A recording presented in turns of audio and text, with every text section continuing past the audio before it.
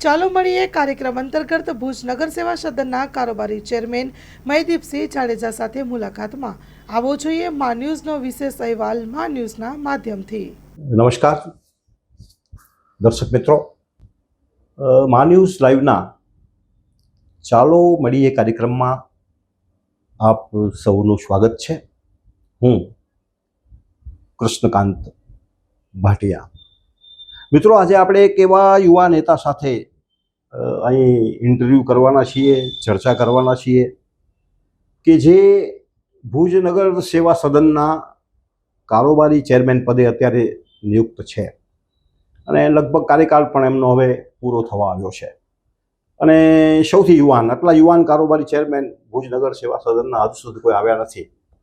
એટલે સ્વાભાવિક છે કે તમારી બધાની ખૂબ અપેક્ષાઓ એમની પાસેથી, કારણ એ યુવા છે, એ માત્ર ભુજનું નહીં, હું તો એમ કહું કે દેશનું ભવિષ્ય છે। ત્યારે આપણે એમના કાર્યકાળ દરમિયાન કયા કાર્યો એમણે કર્યા, હજી શું કાંઈ ખામી રહી ગઈ અને હજી શું કરી શકીએ, એનો આપણે આજે એમની સાથે સાક્ષાત્કાર કરશું। તો મહીદીપસિંહજી, ખૂબ સ્વાગત છે આપનું। ભુજ નગર સેવા સદનના કારોબારી ચેરમેન પદે આપને કેટલો સમય થયો? સૌપ્રથમ તો આપને નમસ્કાર, મેં ખૂબ ખૂબ આભાર વ્યક્ત કરું છું કે આશાપુરા ટીવી ન્યૂઝ ચેનલે હરેક જગ્યાએ જઈ અને ભુજને પ્રશ્નને વાચા આપી છે અને હરેક પોલિટિશિયનને ઇન્ટરવ્યૂ લીધા છે અને ભુજના પ્રશ્નને વાચા આપવાનું કામ કરી રહ્યા છે। એ બદલ ખૂબ ખૂબ આભાર અને અભિનંદન। આપને વાત કરું તો મને 2.5 વર્ષ જેવું પૂર્ણ થવા આવ્યું છે અમારા સમયકાળને। મને લાગે છે નગર સેવા સદનના નગર સેવક તરીકે આપણી બીજી ટર્મ છે। જી। અને પહેલી ટર્મનો જે અનુભવ છે આપનો, કદાચ આપણે કોઈ હોદ્દાઓ પણ નહોતા, પણ 5 વર્ષ, 2.5 વર્ષ કે 5 વર્ષ જી તમે નગર સેવક તરીકે કામ કર્યું છે। તો એ જે તમારો પહેલી ટર્મનો અનુભવ છે, એ તમને બીજી ટર્મમાં જ્યારે તમે કારોબારી ચેરમેન પદે આવ્યા અને એ કામ કર્યું, તો એમાં એ અનુભવ કેટલો કામ લાગ્યો? મહદઅંશે હું તો કહું છું 100% મને આ જે અનુભવ છે એ કામ આવ્યો। સૌપ્રથમ આપને વાત કરું તો 2015ની અંદર મને સૌપ્રથમ ભારતીય જનતા પાર્ટીએ ટિકિટ આપી વોર્ડ નંબર 7ની અંદર અને જંગી બહુમતીથી વોર્ડ નંબર 7ના તમામ રહેવાસીઓએ મને વિજય બનાવ્યો। ત્યારબાદ પહેલી ટર્મની અંદર હું કારોબારી સભ્ય રહ્યો। એ 2.5 વર્ષ દરમિયાન પણ મને ખૂબ શૈલેન્દ્રસિંહજી જ્યારે કારોબારી ચેરમેન હતા એના માર્ગદર્શન હેઠળ અમે કારોબારીની અંદર હતા। ત્યારબાદ બીજા 2.5 વર્ષ ભરતભાઈ રાણાની ટીમની અંદર, એટલે એ 2.5 વર્ષ પણ મને ખૂબ અનુભવ રહ્યો અને ત્યારબાદ 2020ની અંદર પાછી મને ભારતીય જનતા પાર્ટીએ ટિકિટ આપી અને વોર્ડ નંબર 7ની અંદર ફરીથી ચૂંટાઈને આવ્યો। ત્યારબાદ 2.5 વર્ષ જગતભાઈ વ્યાસની ટર્મની અંદર હું 2.5 વર્ષ સભ્ય તરીકે રહ્યો અને ત્યારબાદ પાર્ટીને મારા ઉપર વિશ્વાસ મૂકી અને મને કારોબારી ચેરમેન તરીકેનું પદ આપ્યું। મહીદીપસિંહજી, એ જે તમારા 5 વર્ષ હતા જી પહેલી ટર્મમાં, એ 5 વર્ષમાં તમે એવી કોઈ ભવિષ્યની તૈયારી કરવી કે હું ભવિષ્યમાં કારોબારી ચેરમેન પદે આવીશ, એવી કોઈ તમારી ગણતરી હતી? અને એના માટે તમે એ 5 વર્ષમાં શું મહેનત કરી? આપની વાત કરું તો એ 5 વર્ષ દરમિયાન જે પણ કામનો અનુભવ છે એ આપણે ભરપૂર મળેલો છે અને હરેક પ્રશ્ન આવતા કેવી રીતના સોલ્વ કરવા, ભુજ શહેર માટે શું કરી શકીએ, ભુજ શહેર માટે પાણીના પ્રશ્ન માટે શું કરી શકીએ, ડ્રેનેજના પ્રશ્ન માટે શું કરી શકીએ। ખાસ કરીને આપણું ધારો કે વોર્ડ નંબર 7 છે તો વર્ષો જૂનું ત્યાં ડ્રેનેજનો જે પ્રોબ્લેમ છે એ સોલ્વ કરવા માટે આપણે શું આયોજન કરી શકીએ, તે બધી મારા માઇન્ડમાં એ બધી વિચારસરણી હતી અને અનેક જે વિગતો હતી ત્યારના ચેરમેનને પણ આપણે જાણ કરેલી હતી કે ભાઈ આવું નહીં ને આમ કરીએ આપણે તો ભુજ શહેર માટે સારું થાય એમ છે। બધા ભેગા મળીને અમે ડિસિઝન લેતા અને ભુજ શહેરની સુખાકારી માટે આયોજન કરતા। મહીદીપસિંહજી, આપ યુવાન છો, જી, આત્મવિશ્વાસથી ભરેલા છો, ત્યારે ભુજની આ જે પ્રજા છે એને આપણી પાસેથી ઘણી બધી અપેક્ષાઓ છે। જી, તો એ બધી અપેક્ષાઓ, આ તમારો જે કાર્યકાળ રહ્યો કારોબારી ચેરમેન તરીકે 2.5 વર્ષનો, તો એમાં તમે એ બધી અપેક્ષાઓ પૂરી કરી શક્યા કે હજી કંઈ કરવાનું બાકી રહી ગયું? મહદઅંશે આપણે સાર્થક કર્યું છે। હું આપને વાત કરું તો જ્યારે નવનિયુક્ત બોડી અમારે નિમણૂક થઈ ત્યારે પહેલાં જ ઇન્ટરવ્યૂમાં મેં જાણ કરેલી હતી કે સમગ્ર ભુજને આપણે ખાડામુક્ત કરીશું. સફાઈ અને ડોર ટુ ડોર ડેઇલી થાય એ આપણે આયોજન કરીશું. જે તે જગ્યાએ પાણીનો ભરાવો ન થાય. વરસાદ અતિવૃષ્ટિ છેલ્લા 3-4 વર્ષથી અતિવૃષ્ટિ થાય છે, તો નીચાણવાળા વિસ્તારમાં પાણી ન ભરાય અને પાણી ભરાય તો તાત્કાલિક તેનો નિકાલ થાય, તેની અમે આ ફેરે વ્યવસ્થા કરેલી હતી અને ખૂબ સારી વ્યવસ્થા કરેલી હતી. શું કામ કે વોર્ડ નંબર 1, 2, 3ની અંદર ખૂબ જ પાણી ભરાતા હોય છે. આ ફેરે પાણી ભરાયું પણ તાત્કાલિક આપણે નિકાલનું પણ આયોજન કરેલું હતું. તાત્કાલિક કલેક્ટર ઓફિસે મામલતદારને, પ્રાંતને જેટલા પણ મશીનો આજુબાજુથી મંગાવવાના હતા તે મશીનો મંગાવીને તાત્કાલિક પાણી ન ભરાય તેવી પણ આપણે વ્યવસ્થા કરેલી હતી. હવે મહીદીપસિંહજી, આજે પાણી ભરાવાની, વરસાદી પાણી ભરાવાની જે મુશ્કેલી છે, તો એના માટે શું કરી શકીએ આપણે કે એનો એ જે સમસ્યા છે એનો કાયમી નિકાલ થઈ જાય? આપ જોવો છો ત્યાં સુધી મારા કરતાં તો વધુ અનુભવી છું, પણ ભુજ આપણે જોઈએ તો એક ભુજનું જે સરાઉન્ડિંગ એક બાજુ ભુજિયો છે અને આખું ડુંગર ટાઈપમાં વચ્ચે આપણું રકાબી જેવું ભૌગોલિક પરિસ્થિતિ આપણું જેમ આપણું સંસ્કારનગર છે એવી રીતના ભુજ છે કે સમગ્ર પાણી નીચાણવાળા વિસ્તારની અંદર ભરાતું હોય છે. પહેલાં 5 નાકા અને 6ઠી બારી સંપૂર્ણપણે એટલું જ ભુજ હતું.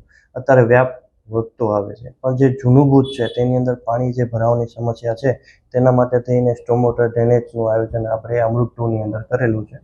આપણે ત્યાં ઉપર ગાંધીનગર સુધી ફાઇલ મોકલેલી છે. જો સ્ટોમ વોટર ડ્રેનેજ એ પ્રમાણે બની જાય તો પાણી જલ્દીથી જલ્દી નિકાલ થાય એવી વ્યવસ્થા કરેલી છે. તેના માટે ટોટલ 35 થી 36 કરોડનો DPR અમે તૈયાર કરેલ છે અને ગાંધીનગર ખાતે મોકલેલ છે. જલ્દી ત્યાંથી જો મંજૂર થઈને આવી જાય તો આપણે એ કામ આગળ વધારી શકીએ એમ છીએ. વરસાદી પાણીનો જે નિકાલ છે એ નિકાલ ઉપર ઘણા બધા દબાણો પણ છે, જી. તો એ ખરેખર દબાણોને દૂર કરવા માટે પણ નગર સેવા સદને પ્રયત્ન કરવા જોઈએ. નગર સેવા સદને અને કલેક્ટર ઓફિસના અધિકારીઓ, પ્રાંત ઓફિસના અધિકારી તથા મામલતદાર બધાએ ભેગા થઈને જેટલા પણ દબાણો છે તે સર્વે કરી લીધા છે. જો આપણો આ પ્રોજેક્ટ મંજૂર થઈ ગયા બાદ આવે તો આપણે તાત્કાલિક તે દબાણ દૂર કરવાનું પણ આયોજન થઈ ગયેલ છે અને જે દબાણ નાલા ઉપર કે જે જગ્યાએ પાણીના વેણ ઉપર જે દબાણ છે તે લોકોને આપણે નોટિસ પર ફાળવી દીધી છે એટલે કાલ સવારના એ લોકો પણ કોર્ટમાં દાવો ન કરી શકે. ભુજ શહેરના સર્વાંગી વિકાસ માટે આપે આપના કાર્યકાળ દરમિયાન કયા પ્રયત્નો કર્યા, કયા કાર્યો કર્યા? તે ખાસ કરીને ખૂબ અગત્યનો પ્રશ્ન છે. આપણે વાત કરું તો ભુજનો મહત્વનો પ્રશ્ન જે વોકિંગ ટ્રેક છે તે આપણે પાર પાડી ગયા છે. સમગ્ર વોકિંગ ટ્રેકની અંદર PCCની આઇટમ નથી. આપણે PCCની આઇટમ લઈ અને ત્યાં વોકિંગ ટ્રેક ઉપર અમે અને અમારી ટીમ ખુદ જઈ અને પબ્લિક હારે વાત કરી, પબ્લિકના પ્રશ્ન સાંભળ્યા, એને વાચા આપી, પબ્લિકને શું જરૂર છે વોકિંગ ટ્રેકમાં ને શું જરૂર નથી. જે આઇટમ નથી તે કાઢી નાખવામાં આવી અને જે આઇટમ રાખવાની હતી, જે પબ્લિકની ડિમાન્ડ હતી તે આઇટમ રાખી અને સંપૂર્ણપણે આપણે વોકવે પૂર્ણ કરેલ છે અને વોકવેને આપણે આરોગ્ય પથ તરીકે નામ આપેલ છે. ત્યારબાદ આપણે વાત કરું તો નર્મદાનું 44 MLD પાણી ભુજને મળે છે નર્મદાનું, પણ આંકડાકીય આપણે વાત કરું તો આંકડા જે પેપર ઉપર આંકડા છે એ 20 થી 25 MLD કે 30 MLD પાણી ભુજ નગરપાલિકાને અને ભુજને મળે છે. તો બાકીની જે ખપત છે એ કેવી રીતના પૂરી કરવી? અમારી બોડી આવી ગયા બાદ આપણે જૂના જે સ્ત્રોતો હતા એ પાછા ઊભા કર્યા. એટલે બોરો જે નવા બનાવ્યા, 10 બોરો નવા બનાવ્યા, આધુનિક સિસ્ટમ એની અંદર બેસાડી અને અત્યારે એ બોરમાંથી આપણે 15 MLD જેટલું પાણી કાઢીએ છીએ અને જે નર્મદાની ખપત છે એ બોરમાંથી આપણે પૂરું કરી છે. ત્યાં આપણે ભુજ શહેરને પાણી પૂરું પાડી શકીએ છીએ. આપણે અમારા ધારાસભ્ય શ્રી, MP શ્રી તથા પાર્ટીને આપણે જાણ કરેલી છે, સરકારને જાણ કરેલી છે કે ભાઈ 44 MLD જે પાણી આપણને કહેવામાં આવે છે 44 MLD પાણી મળતું નથી, આ બાબતે યોગ્ય કરશો જેથી આપણને ભુજ શહેરને આપણે પાણી આપી શકીએ. ત્યારબાદ આપણે વાત કરું તો અટલ ભવનનું આપણે નિર્માણ કરેલું છે. અટલ ભવન કાલ સવારના ભુજ નગરપાલિકાને મહાનગરપાલિકાનો દરજ્જો પણ મળશે ને તો જ આ ભવન છે ને તો એ આપણને ઉપયોગી બનશે. એટલું મોટું ભવન અને સારું ભવન બનાવેલું છે. બહુ ખૂબ મોટું બનાવેલું છે ભવન. 30 જેટલા રૂમો આવેલા છે. હરેક શાખાને અલગ અલગ રૂમો આપેલા છે. એટલે ખૂબ આ તો મુખ્ય 3 પ્રશ્નો છે. એના સિવાય આપણે વાત કરું તો જે સફાઈનું ટેન્ડર છે એ હર વર્ષે કે 6 મહિને ચેન્જ કરવું પડતું હતું, પણ 2.5 વર્ષ દરમિયાન એક જ સફાઈ ધારકને આપણે 2.5 વર્ષ દરમિયાન સફાઈ માટે ટેન્ડર ધારક છે તે નિયમિતપણે રહેલા છે. અને સફાઈનું આપણે આયોજન ખૂબ સારું કર્યું છે, જેથી ડોર ટુ ડોર હરેક વિસ્તારની અંદર જાય. પહેલાં સફાઈ માટે કોઈ વોર્ડની અંદર સંખ્યાની મર્યાદા નથી. હવે ધારો કે વોર્ડ નંબર 7 છે, તો વોર્ડ નંબર 7ની અંદર સફાઈ કર્મચારીઓ મને 20 જોઈએ છે, પણ ટેન્ડર આઇટમમાં 20 છોકરાઓ લખેલા નહોતા, જેથી સફાઈ કર્મચારી ત્યાં પૂરા પહોંચતા નહોતા. હવે તો રોજ મારો જે વોર્ડમેન છે એ ત્યાં હાજરી પૂરે છે અને જોવે છે કે ભાઈ 20 કર્મચારી આવ્યા છે, જેથી વોર્ડ નંબર 7માં અલગ અલગ વિસ્તારોમાં સફાઈ વ્યવસ્થિત થાય છે કે નથી થતી, તે પણ આપણે આયોજન કરેલું છે. ત્યારબાદ આપણે કહું તો ભુજ શહેરને ખાડામુક્તનું મેં આપને જાણ કરી. ભુજ શહેરના હરેક નગરપાલિકામાં આવતા તમામ રોડો આપણે ખાડામુક્ત કરેલા છે, નવા ડામરથી રીસર્ફેસિંગ કર્યા છે. ત્યારબાદ જેટલા પણ રિંગ રોડો છે તે પણ નવા અત્યારે બની રહ્યા છે અને પોળા બની રહ્યા છે. કાલ સવારના અત્યારે આજે ભુજ 56 કિલોમીટરની ત્રિજ્યાથી હવે વ્યાપ વધતો આવે છે. તો નવી પબ્લિક પણ ભુજમાં આવે છે, ગામડાઓથી શિફ્ટ થઈને ભુજમાં ભણતર માટે આવતા હોય છે, તે પણ અહીંયા કને ઘર લઈને અહીંયા વસવાટ કરે છે. તેથી ભુજમાં પોપ્યુલેશનની પબ્લિક ખૂબ વધતી આવે છે. એ ધ્યાનમાં રાખીને આ તમામ આપણે આયોજન કરેલું છે. તમે ખરેખર જે વાત કરીને વોકવેનું, જી, એ બહુ બ્યુટીફુલ, બહુ સુંદર કામ કર્યું છે. જી. અને એના માટે મેં તમને ટેલિફોનિક અભિનંદન પણ આપ્યા જી. હતા. અને અમારી ટીમે કરણ જ ભેગા હતા, અમે એ વોકવેની મુલાકાત પણ લીધી હતી અને કેટલાક જે રોજ વોકિંગ કરવા માટે આવે છે એને ઇન્ટરવ્યૂ પણ લીધા હતા. તો એમનું બધાનું પણ એ જ કહેવાનું થયું કે ના, વોકવેનું કામ તમે બહુ સરસ કર્યું છે. એના બદલ હું તમને અભિનંદન આપું છું. હવે મહીદીપસિંહ, તમે વિચાર કરો કે તમે જો સંકલ્પ કરો તો શું ન કરી શકો. જી, હજી પણ આપના માધ્યમથી 4 વસ્તુ આપને કહેવા માંગુ છું કે એક તો ભુજમાં દાદા દાદી પાર્ક, કે વર્ષો જૂનો જે ભુજના રામધૂન પાસે અને હમીસરની નજીક એવો મધ્યમાં રહેલો જે દાદા દાદી પાર્ક છે, તેને પણ આપણે બ્યુટિફિકેશનથી આખું કમ્પ્લીટ કરેલું છે. અને કરાઓકે જેવી બુઝુર્ગો રાતના દાદા દાદી બધા ભેગા થઈ અને ત્યાં કને કરાઓકેનું આયોજન કરતા હોય છે. ઘણીવાર હું પણ જતો હોઉં છું ત્યાં કને આનંદ લેવા માટે. ત્યારબાદ ખેંગારજી જે બગીચો છે તેને પણ આપણે બ્યુટિફિકેશનમાં લીધેલું છે, તે પણ કામ ચાલુ છે. સમગ્ર ખેંગાર બાગની અંદર લાઇટો નથી, લાઇટોનું પ્રાવધાન આપણે લઈ આવ્યા. હાલવા ચાલવાની જે વ્યવસ્થા નથી તેને આપણે આયોજન કર્યું છે. ત્યારબાદ મંગલમવાળું ગાર્ડન કહું તો સુભાષચંદ્ર બોઝવાળું ગાર્ડન, તેનામાં નાના છોકરાઓ માટે હિંચકા લસપડીનું આયોજન કર્યું છે. પીવા માટે પાણીનું કુલરનું વ્યવસ્થા કરેલી છે. ત્યાં પણ નાના સાંજના ભાગમાં કરાઓકેનું આયોજન થાય છે, તેના પણ આપણે સારી વ્યવસ્થા કરી છે. અને મુખ્ય આરટીઓ સર્કલ એ ખૂબ જ મોટું હતું અને એન્કરવાલા સર્કલ તરીકે જાણીતું હતું અને એન્કર સર્કલ તરીકે જાણીતું હતું. તે ખૂબ જ મોટું હતું, ખૂબ ભવ્ય બનાવ્યું હતું, વિશાળ બનાવ્યું હતું અને ખૂબ સુંદર હતું. પરંતુ અવારનવાર ત્યાં એક્સિડન્ટ થતા આપણે ત્યાં ટ્રસ્ટને પૂછ્યું હતું કે ભાઈ આ એન્કર સર્કલ છે બહુ મોટું પડે છે. તો તાત્કાલિક એમના દ્વારા પણ પ્રતિસાદ આપણને આપેલો હતો કે વાંધો નહીં, તમે આનું ડિમોલેશન કરીને બીજું બનાવી શકો છો. તો એમનો પણ આભાર વ્યક્ત કરું છું. અને એ આપણે સર્કલ આખું નવું બનાવવા જઈ રહ્યા છીએ અને ત્યાં ભુજના પ્રથમ રાજવીની આપણે મૂર્તિ રાખવા જઈ રહ્યા છીએ. એ જે સર્કલ આપે નાનું કર્યું, પણ મહીદીપસિંહ જોજો હજી ટ્રાફિક સમસ્યા એવી ને એવી છે. જી, કદાચ એકાદ વાર આંટો મારજો, ખ્યાલ આવે. અને એની સાઈડોમાં પણ જે છે ને થોડુંક કામ કરાવવા જેવું છે. જી, અત્યારે અમારું સર્કલનું પણ કામ ચાલુ છે. ત્યાં જે રસ્તા છે તે પૂરા વાઇડ થવાનું પણ કામ ચાલુ છે. અને ભુજના ધારાસભ્ય શ્રી અને MP શ્રી દ્વારા ભુજને બાયપાસ દેવાનું પણ કાર્ય અત્યારે ચાલુ છે કે ભુજને જો બાયપાસ મળી જાય તો હેવી વ્હીકલ કોઈ અહીંયાથી વટાય નહીં, જેથી ટ્રાફિક સમસ્યા હળવી થાય. નગરપાલિકાનો વાર્ષિક બજેટ કેટલો છે અને એની ફાળવણી તમે કઈ રીતે કરો છો? વાર્ષિક બજેટ 150 કરોડ રૂપિયા જેટલો નગરપાલિકાનો છે. હરેક વોર્ડની અંદર આપણે સરખા ભાગે ગ્રાન્ટ આપતા હોઈએ છીએ. ધારો કે UDPની ગ્રાન્ટ આપણને 6 કરોડ રૂપિયા મળી તો 6 કરોડ ભાગ્યા 11 વોર્ડ છે તો 6 કરોડ ભાગ્યા 11, એટલે હરેક વોર્ડની અંદર સરખા ભાગે આપણે ગ્રાન્ટ ફાળવીએ છીએ. એ ઉપરાંત ગ્રાન્ટ તો આપણને મળતી જ હોય છે સરકાર દ્વારા અલગ અલગ યોજનાઓ માટે. એ ઉપરાંત સ્વભંડોળ હોય છે.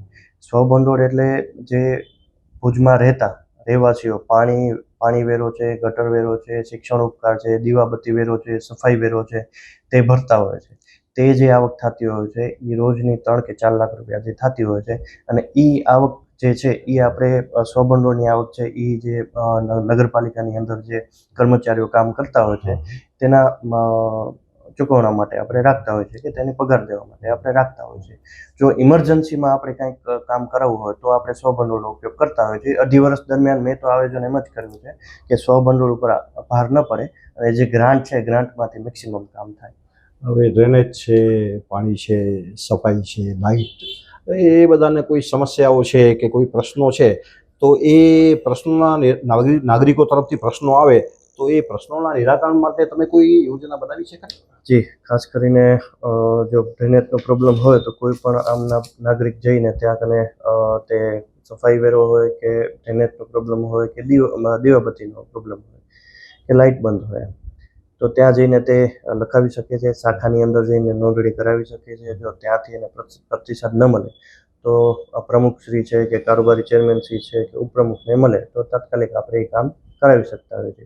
પણ હું આપને જાણ કરું કે મારી ભારતીય જનતા પાર્ટીએ હરેક વોર્ડની અંદર એવું આયોજન કરેલું છે કે વોટ્સઅપ ગ્રુપ ચલાવવામાં આવે અને પ્રજાજનોને ત્યાં જવું ન પડે. આપને ખ્યાલ હશે કે આ વોર્ડ નંબર 7 ની અંદર એ સરસ વ્યવસ્થા છે. 2015 થી આપણે આ વ્યવસ્થા રાખેલી છે કે સંસ્કારનગર, કૈલાસનગર કે યોગીરાજ પાર્ક કે ગાયત્રી મંદિર, હું રહું છું તે વિસ્તારમાંથી હરેક વિસ્તારના શેરીમાંથી પ્રમુખ, ઉપપ્રમુખ અને ચેરમેનને આની અંદર જોડી અને કોઈ પણ સફાઈનો મુદ્દો હોય, દીવાબત્તીનો વેરો એનો પ્રોબ્લેમ હોય કે ડ્રેનેજનો પ્રોબ્લેમ હોય, એક માત્ર ખાલી વોટ્સઅપમાં મેસેજ કરે અને તાત્કાલિક ત્યાં ટીમ પહોંચી, અમારો વોર્ડમેન જે તે શાખાને જાણ કરીને ત્યાં ટીમ પહોંચીને તાત્કાલિક કામ કરે છે. તો મારી ભારતીય જનતા પાર્ટીએ 11 વોર્ડની અંદર આવી રીતના વોટ્સએપ ગ્રુપનું આયોજન કરેલું છે. એટલે મહદઅંશે મને એ ઘણો ફાયદો મળેલા છે અને તાત્કાલિક તેનું નિવારણ થાય છે. ભુજ શહેરને સ્વચ્છ રાખવા માટે નગર સેવા સદનનું મહિનાનું બજેટ કેટલું છે? આની અંદર મહિનાનું બજેટ જેવું નથી હોતું, પણ આપણે વાર્ષિક ટેન્ડરો કરતા હોય છે. હું આવ્યો એના પછી મેં વાર્ષિક ટેન્ડર કરેલું હતું. અગાઉ જે 60 લાખ રૂપિયાનું જે ટેન્ડર હતું, મારા આવ્યા બાદ 4 લાખ રૂપિયા વધ્યું છે અને 2.5 વર્ષ દરમિયાન માત્ર 64 લાખ રૂપિયામાં આપણે સફાઈ કરી છે. અને એક જ ટેન્ડર ધારક 2.5 વર્ષ સુધી રહ્યો હોય એવું ઇતિહાસ અત્યારે ભુજ નગરપાલિકામાં પ્રથમ વખત છે. એ ટેન્ડર ધારક આપણા ભુજના જ છે? ના, ટેન્ડર ધારક છે એ રાજસ્થાની છે અને જે સફાઈ કર્મચારી છે એ અડધા ભુજના છે અને અડધા રાજસ્થાની છે. તો મહિદેવસિંહ, તમને લાગતું નથી કે આટલી સરસ વ્યવસ્થા ગોઠવવા સાથે પણ હજી જોઈએ એવી સફાઈ ભુજમાં નથી થતી? એનું કારણ છે કે મારા તમારા જેવા જ ભુજના રહેવાસીઓ જે છે ડોર ટુ ડોરનો મેક્સિમમ ઉપયોગ કરે તો બારે કચરો ફેંકવાની જરૂર જ ન પડે. અને બારે વર્કિંગ કરી ગયા બાદ ફરીથી ત્યાં કચરો ફેંકવામાં આવે છે તો પાછી સફાઈ દેખાવાની જ નથી. આપણે ડેઈલીના જે પોઈન્ટો છે, પોઈન્ટો સાફ કરી છે સવારના ભાગે, સાંજના ભાગે પાછા પોઈન્ટો એવા થઈ જાય છે. એનું કારણ શું? પબ્લિકમાં થોડીક અવેરનેસ જરૂરી છે. અને મેં તો કેટલી વાર મીડિયાના માધ્યમથી કીધેલું છે કે કોઈ પણ શોપિંગ કરવા આપણે જઈએ છીએ ત્યારે આપણે પ્લાસ્ટિકનો ઉપયોગ ન કરીએ. શું કામ કે અત્યારે મારા આવ્યા પછી મેં પ્લાસ્ટિક જપ્તી માટે થઈને હરેક દુકાનની અંદર નગરપાલિકાના કર્મચારી મોકલ્યા હતા. તો તે પણ આપણે અત્યારે રાખવા નથી દેતા. તે છતાંય બ્લેકમાંથી, માર્કેટમાંથી પબ્લિક જ લઈ આવે છે જબલા, જે પ્લાસ્ટિકના જબલા હોય છે. જો અવેરનેસ આવે તો એક બેગ કેરી કરી જઈએ આપણે, જેથી પ્લાસ્ટિકનો ઉપયોગ ન કરીએ તો ગંદકી ન ફેલાય. હું પણ આજે જ્યારે નગર સેવા સદનના કારોબારી ચેરમેન સાથે મુલાકાત લઉં છું ત્યારે ખાસ અનુરોધ કરવા માંગુ છું કે માત્ર ને માત્ર આપણે સફાઈ છે કે ગટર છે કે બીજી કેટલી સમસ્યાઓ માટે નગરપાલિકા ઉપર જ આધાર રાખીએ અથવા એના ઉપર જ આક્ષેપ કરીએ એ પણ બરાબર નથી. એક નાગરિક તરીકે પણ આપણી ફરજ છે.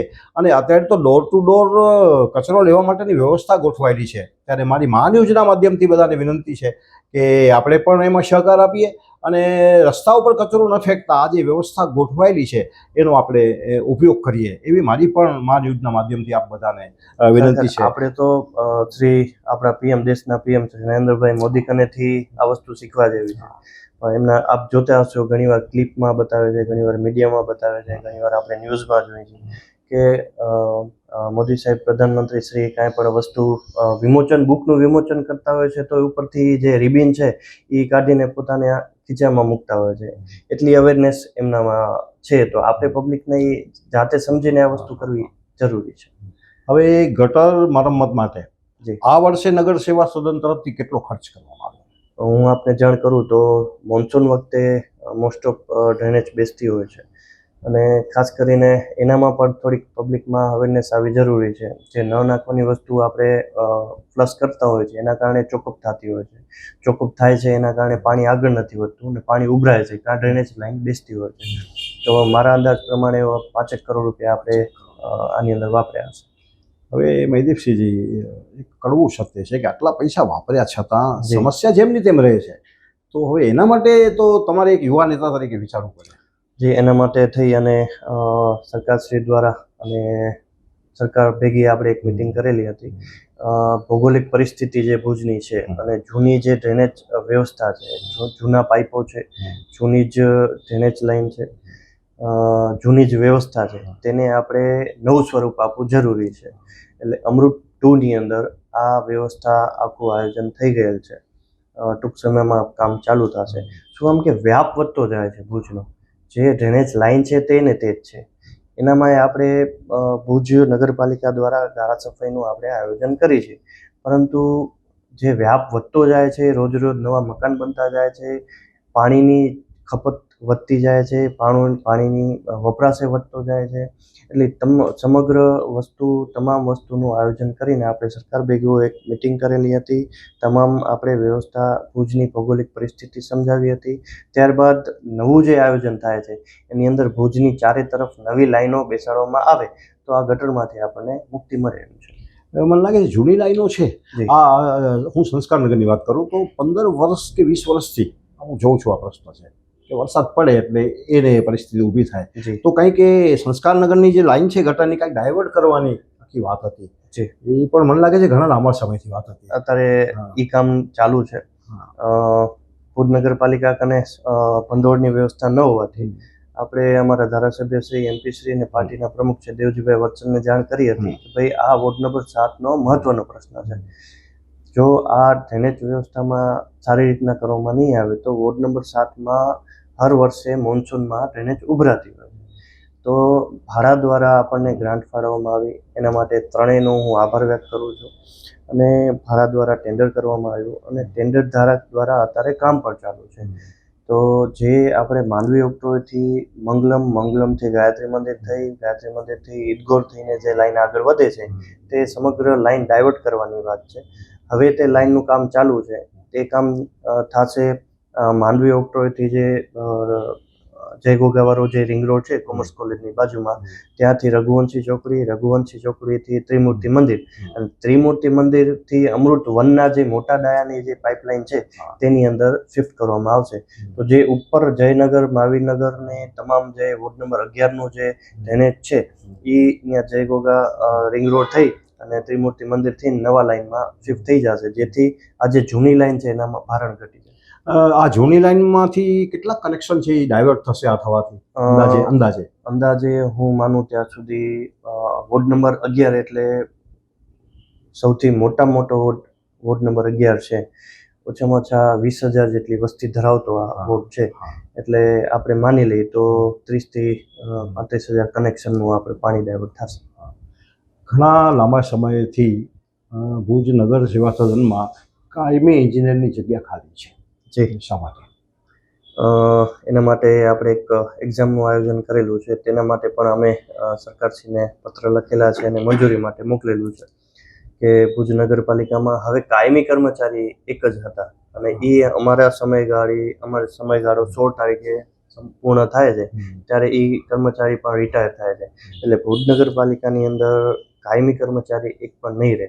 એના માટે થઈને સરકાર દ્વારા જો ભરતી કરવામાં આવે અને ભુજ નગરપાલિકાને કાયમી એન્જિનિયર છે, કાયમી કર્મચારી છે જો આપવામાં આવે તો મહદઅંશે પ્રોબ્લેમ સોલ્વ થાય એમ છે.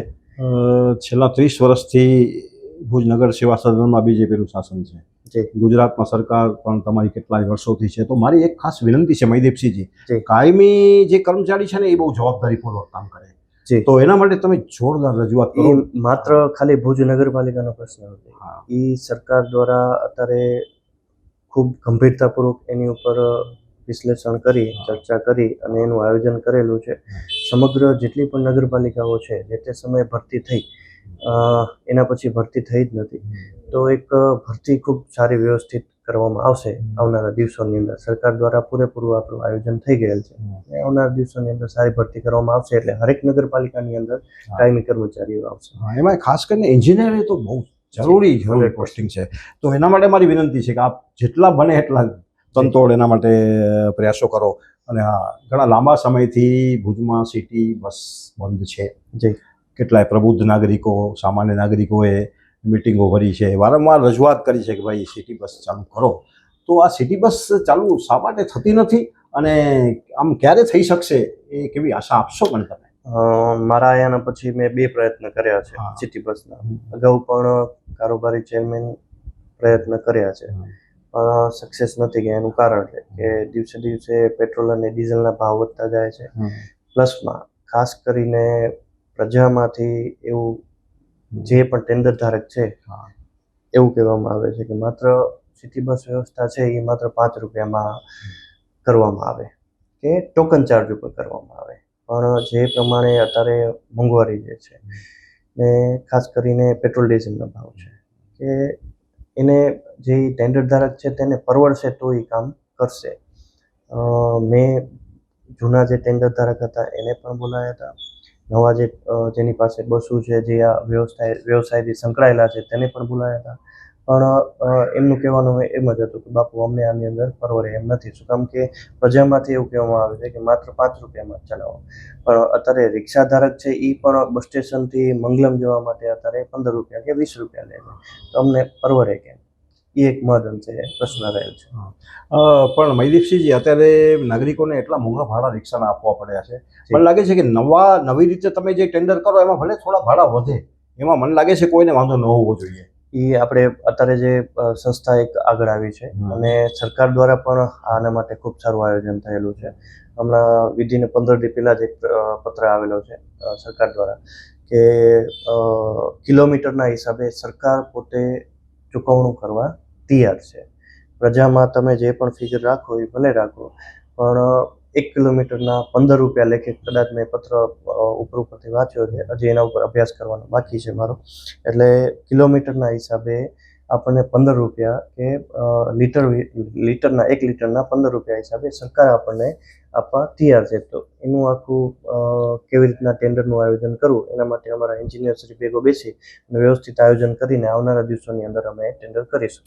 વચ્ચે કંઈક સરકાર તરફથી નગર સેવા સદનને સીએનજીથી ચાલતી બસો આપવાની કંઈક વાત હતી. એ અત્યારે એમનું ટેન્ડર પ્રક્રિયા સરકારશ્રીની ચાલુ છે. જો હરેક નગરપાલિકાને આપશે, એવું નહીં કે ખાલી ભુજ નગરપાલિકાને. જો સીએનજી બસ સરકાર દ્વારા ફાળવવામાં આવશે તો તે આપણે કોઈ પણ સંસ્થા આગળ આવશે તો સંસ્થાને આપણે આપી અને ભુજ શહેરની જે આ સિટી બસની જે વ્યવસ્થા છે તેનામાં મહદઅંશે આપણે ઉપયોગી થઈ શકશે. ભુજ શહેરની લગભગ તમામ ફૂટપાથો ઉપર ધંધાદારીઓએ પોતાનો કબજો જમાવ્યો છે. જી મારો પણ અનુભવ છે કે ચાલવાની જગ્યા રહેતી નથી, વચ્ચેથી ચાલવું પડે છે. જી તો આના માટે હું એમ નથી કહેતો ધંધો કરવો એ પણ એમના માટે જરૂરી છે, પણ ફૂટપાથો દબાવીને બેસી જાય, નાગરિકો ચાલી ના શકે, તો એના માટે કંઈક આપે વિચારવું જોઈએ. એના માટે ખૂબ સારો પ્રશ્ન છે ભાઈ. હું ભુજ શહેરમાં રહું છું અને મને પણ આ વસ્તુ નથી ગમતી, પણ એના માટે મેયર અને પ્રાંત અધિકારી ખૂબ સારું આયોજન કરેલું છે. અત્યારે ભુજમાં આપણે ભાડા દ્વારા નગરપાલિકાએ ભાડા પાસે પ્લોટો માંગ્યા છે કે ભુજ શહેરની 4 દિશાની અંદર અમને એક પ્લોટ મોટા ફાળવો, જેથી આપણે 4 ઝોન પાડી શકીએ ભુજ શહેર માટે. અને જે ઝોનમાં જે રેકડી ધારક કે કેબિન ધારક છે એ ઝોનમાં આપણે શિફ્ટ કરી શકીએ. તો જે ફૂટપાથમાં અને રોડ ઉપર જે રેકડી ધારક છે કે કેબિન ધારક છે તેને આપણે દૂર કરી શકીએ. પ્રાંતનું ખૂબ હકારાત્મક આની અંદર વલણ હતું અને એમને અત્યારે એક જગ્યા તો આપણને ફાળવી છે. આપને ખ્યાલ હશે તો એકતા ચોકડીના સામેના ભાગે, રઘુવંશી ચોકડીથી આગળ જતા એકતા ચોકડી જે આવે છે ત્યાં સહયોગનગર પાસે, ત્યાં કને એક ભાડાની જમીન છે. ત્યાં કને તમામ રેકડી ધારક છે જે એરપોર્ટ રિંગ રોડ ઉપર હતા તે બધાને ત્યાંથી લઈ અને ત્યાં આપણે શિફ્ટ કરેલા છે, જેથી રોડ એકદમ સ્વચ્છ અને પહોળો દેખાય છે. એવી રીતના હરેક વોર્ડની અંદર, હરેક ઝોનની અંદર તમામ રેકડી ધારકને આગામી દિવસોની અંદર હટાવી અને જે તે જગ્યાએ શિફ્ટ કરવામાં આવશે. વોકવેની બાજુના પરિસરમાં નગર સેવા સદન દ્વારા જે બનાવવામાં આવ્યા છે ઓરડીઓ, રૂમ બનાવ્યા છે, એ શેના માટે બનાવ્યા છે? વોકવેની બાજુમાં એક આપણે પાણીયારો બનાવેલો છે અને આપના માધ્યમથી પણ મેં પ્રજાજનોને જાણ કરી હતી. કોઈ સંસ્થા જો આગળ આવે તો જે વોકવેમાં જે પાણીયારો આપણે બનાવ્યો છે તો એ આપણે સંસ્થાને સુપૃત કરી શકીએ અને સંસ્થા પોતાના નામે ત્યાં જે વોકર્સ છે, જોગર્સ છે, તેને પાણી પીવાની કે છાશ, અત્યારે ઉનાળો છે તો છાશની કે સગવડ રાખી અને એ કરી શકે એના માટે આપણે આયોજન આપણે કરીએ. મોખેમાં પ્રવેશ કરીએ એનાથી પહેલા જે દુકાનો બનાવી છે, દુકાનો છે કે શું છે, શેના માટે એ મને ધ્યાન નથી, એ શેના માટે બનાવી છે? એ જે તે સમયે નગરપાલિકાને એક આવક થાય એ દુકાન બની છે 2016 કે 17ની અંદર. નગરપાલિકાને એક આવકનો સ્ત્રોત થાય એના માટે થઈને એ દુકાન બનાવેલી હતી. ત્યારબાદ નગરપાલિકા એક સંસ્થા છે અને નગરપાલિકાને કોઈ બાંધકામની પરમિશન લેવી હોતી નથી. એમ ધારો કે નગરપાલિકાને RCM કક્ષાએ એમની વડી કચેરી RCM કક્ષા છે, તો ત્યાં કનેથી પરમિશન લઈને એ કામ કરી શકે છે. પણ એ વિષયમાં એક બે જણાએ RTI કરીને એ જે દુકાન જે છે એને બંધ કરાવી છે અને આવનાર દિવસોની અંદર એનું ઓનલાઈન ટેન્ડર કરી ગાંધીનગરથી જ્યારે મંજૂરી મળે કે ભાઈ હવે તમે આનું ઓપ્શન કરો કે ઓનલાઈન ટેન્ડર કરો, ત્યારે એ વસ્તુ આપણે આગળ કરી શકીશું. કારણ કે 10 વર્ષ થઈ ગયા, હવે એ જો બંધ પડી હશે તો મને લાગે છે બગડે. જી. તો એના માટે તાત્કાલિક ખરેખર એનું કારણ છે પ્રજાના ટેક્સના પૈસા વપરાય છે આમાં. ના, અમે લાંબા સમય સુધી જો એ કાંઈ કામ ન થાય એમાં તો પછી એનો મતલબ નથી કોઈ. મયદીપસિંહ, જી 100%. હવે હમીરસરના બ્યુટિફિકેશનના નામે જે આગળનો જે બધો ભાગ છે કે જેમાં નાગરિકો માટે બાંકડા સરસ મુકાણા હતા, એમાં બેસે જુએ બધું, પણ ટોટલી હવે ધીમે ધીમે મને લાગે છે આ ધંધાદારીઓ છે ને ઉમેદનગર સુધી પહોંચશે રેકડીઓમાં. જી. અને ખરેખર એ જે ફૂટપાથ છે એનું દબાણ હટાવવાની ખાસ જરૂર છે. એ મેં આપને વાત કરી એ જ રીતના કે ભાઈ 4 ઝોનની અંદર જો ભાડા આપણને જગ્યા ફાળવે તો આપણે તાત્કાલિક તે લોકોને સ્થળાંતર કરીને જેટલા પણ ભુજ શહેરની અંદર રેકડી કેબિન ધારક છે એ અલગ અલગ ઝોનની અંદર આપણે શિફ્ટ કરીશું. અને ભાડાએ અત્યારે 2 ઝોન પણ આપણને ફાળવ્યા છે, એક કોમર્સ કોલેજ કને અને એક એકતા સુપર માર્કેટની સામેના ભાગે. એટલે તાત્કાલિક આપણે ત્યાં શિફ્ટ કરી અને આ જે ફૂટપારી છે એ ક્લિયર કરાવીશું. મને બરાબર યાદ છે કે હું જ્યારે ભણતો ને ત્યારે હમીરસરની પાડી ઉપર બેસતા, ઘણા બધા લોકો બેસતા. હવે એ હમીરસરની પાડી ઉપર બેસવા જેવું નથી રહ્યું, કારણ કે એ જે તમે બાંકડા રાખ્યા છે પ્રજા માટે, એ બાંકડા ઉપર આ ધંધાદારીઓ પોતાનો ઉપયોગ કરે છે. મયદીપસિંહ, પ્લીઝ મારી ખૂબ આપને વિનંતી છે કે યુવા નેતા તરીકે એના માટે. જી 100% અમારા પ્રયાસો ભુજ શહેર માટે સંપૂર્ણપણે ચાલુ જ છે. પહેલાં પણ રહ્યા હતા અને આગામી દિવસોમાં પણ ચાલુ રહેશે. કારણ કે ભુજની પ્રજા આપણે ખોબલે મત આપે છે. જી. અને હું તો એમ કહું કે હવે જે ચૂંટણી થવાની છે એમાં ખોબલે મત આપશે. જી 100%. ભારતીય જનતા પાર્ટીને એક વિશ્વાસ છે, તો એ વિશ્વાસ અડગ રહે પ્રજાનો, એને થોડુંક એમ ન થાય મનથી હટે નહીં. એના માટે હવે એ વરસાદ પડે, જી, એ આ થોડો અઘરો પ્રશ્ન છે, ત્યારે હમીરસરમાં ગટરનું પાણી આવે છે. જી. તો આ ચોમાસામાં હમીરસરના પાણી સાથે ગટરનું પાણી ન આવે એના માટે ખૂબ જ કામ કરવાની જરૂર છે. હર હંમેશ ભારતીય જનતા પાર્ટીની બોડી તથા નગરપાલિકા સંપૂર્ણપણે હમીરસર એ ભુજનું એક હાર્ટ છે, હૃદય છે. હમીરસર એમ કહેવાય કે હમીરસર છલકે ત્યારે ભુજ છલકે છે. જી. એટલે એનું મેક્સિમમ જેટલું ચોખ્ખું રખાતું હોય આપણે ચોખ્ખું રાખવાના પ્રયાસો કરતા હોય છે. હવે આપ જોવો છો કે ભાઈ હું હર અઠવાડિયે ચારેય બાજુ જે હમીરસરની અંદર જે ઉતરવાનો જે રસ્તો છે ત્યાંથી હું આપને વાત કરું તો હું 2.5 વર્ષ દરમિયાન મેં કેટલા લાખ ટન એની અંદરથી કચરો કાઢ્યો છે. કચરો આવ્યો ક્યાંથી? આપણી પ્રજાએ જ અંદર નાખ્યો છે. એટલે આપના માધ્યમથી પણ રિક્વેસ્ટ કરું છું કે આપણું જે હાર્ટ છે હમીરસર છે એને સ્વચ્છ રાખવા માટે ભુજ નગરપાલિકા આટલી મહેનત કરીએ છીએ, અમે આટલી મહેનત કરી છે, તો અમને સાથ સહકાર આપો અને ભુજ શહેરને જે હમીરસર છે એને સ્વચ્છ રાખવું, એની અંદર કચરો ન નાખવો, એના ઉપર ગંદકી ન કરે. અને આજે પાણી મોન્સૂન ગયા બાદ પાણી સ્વચ્છ રહે એના માટે થઈને હર હંમેશ ભુજ નગરપાલિકા 1.5 લાખ રૂપિયાની માછલીઓ એની અંદર નાખતી હોય છે કે એની અંદર લીલ ન થાય, પાણી લીલું ન દેખાય, પાણી સ્વચ્છ દેખાય. તે છતાંય આમ પબ્લિક ત્યાં કને જઈને માછલીઓ પકડતી હોય છે.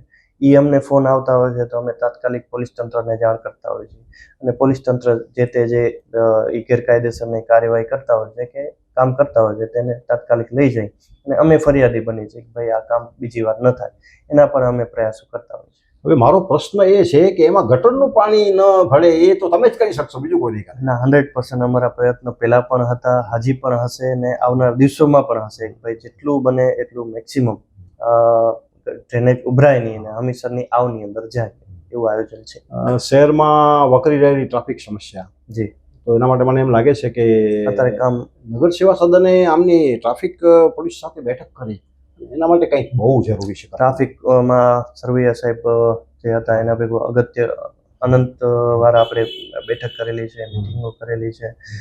એમના પણ અમુક સુઝાવો હતા તે પણ આપણે કરેલા છે, જેથી ટ્રાફિક સમસ્યા હળવી થાય એનું આપણે બંને ભેગા બેસીને આયોજન કરેલું હતું.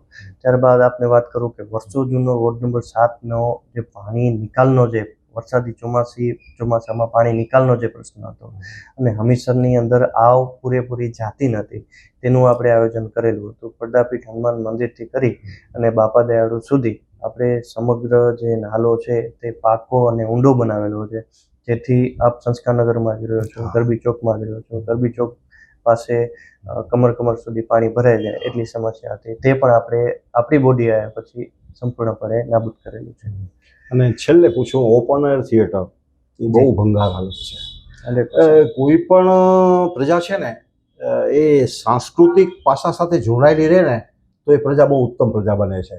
હવે ઓપન એર થિયેટરની આ હાલત હોવાના લીધે મને ધ્યાન છે, અમે પણ એક આકાશગંગા નામનું નાટક કર્યું હતું ઓપન એર થિયેટરમાં. તો એના માટે પ્લીઝ એ ઓપન એર થિયેટરની હાલત સુધરે એના માટે મહીદીપસિંહ કંઈક પગલાં. ખૂબ સારો પ્રશ્ન છે ને હું ભૂલી ગયો હતો ઓપન એર થિયેટરનું નામ લેતા.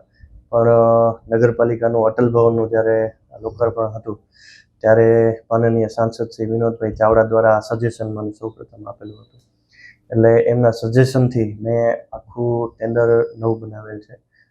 અમે અમારા એન્જિનિયર બાંધકામ સમિતિના ચેરમેન બધા સાથે મળી અને ઓપન એર થિયેટર આવનારા દિવસની અંદર નવું બનશે એવું વચન આપું છું.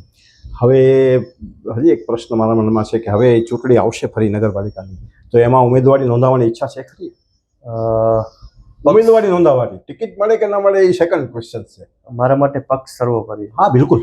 ભારતીય જનતા પાર્ટીએ સૌપ્રથમ મારા ફાધર ઉપર વિશ્વાસ મૂકીને એમને ટિકિટ આપેલી હતી. એમને પ્રજાના પ્રશ્નને વાચા આપવાની તક આપેલી હતી. 2015થી મને આપેલી છે અને હું એવું માનું છું કે ભાઈ સાર્થક, પક્ષને સાર્થક અને ભુજના પ્રજાને સાર્થક હું ઉતર્યો છું. મહદઅંશે મારાથી થતું તમામ વસ્તુ મેં કરેલી છે. હાલ જો પક્ષની આજ્ઞા હશે, પક્ષ કહેશે એ પ્રમાણે આપણે આગળ વધીશું. મહીદીપસિંહજી, આપ એક યુવા નેતા તરીકે માત્ર ભુજની નહીં આ દેશની આશા છો. કારણ કે હવે જે કંઈ દેશને કે શહેરને કે ગામને જે કોઈ બનાવશે યુવાઓ જ બનાવશે. તો આપણી પાસેથી પ્રજાની ઘણી બધી અપેક્ષાઓ છે અને એ અપેક્ષાઓમાં કદાચ ક્યાંક તમારે કડવો ઘૂંટડો પીવો હોય ને તો પી લેજો. છેલ્લો કટોરો ઝેરનો પી જાજે તું બાપુ, તોય વાંધો નહીં. પણ હું આશાપુરા ન્યૂઝના માધ્યમથી આપને ખૂબ શુભેચ્છાઓ આપું. આપની આ જે માનયાત્રા છે અવિરત ચાલતી રહે અને માનયાત્રા માનપૂર્વક ચાલતી રહે અને આ પ્રજા માટે કટિબદ્ધ થઈને કામ કરો અને ભવિષ્યમાં જે કંઈ હજી પડતર રહી ગયું છે એ આપ એ પૂરું કરાવો એવી મારી અપેક્ષા છે.